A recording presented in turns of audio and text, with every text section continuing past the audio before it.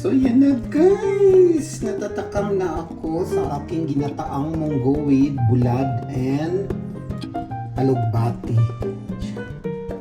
So let's eat guys.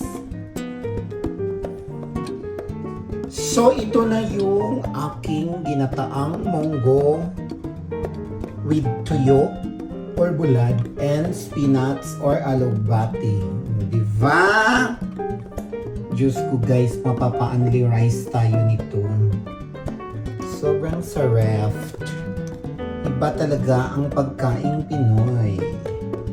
Gulay, ginataang munggo na may tuyo at spinach. So, diba? Ang ganda-ganda niya guys. Parang ako kasi ganda ko. Gusto ko kasi sa munggo malapot-lapot kaya nilapot-laputan ko siya guys. At a stage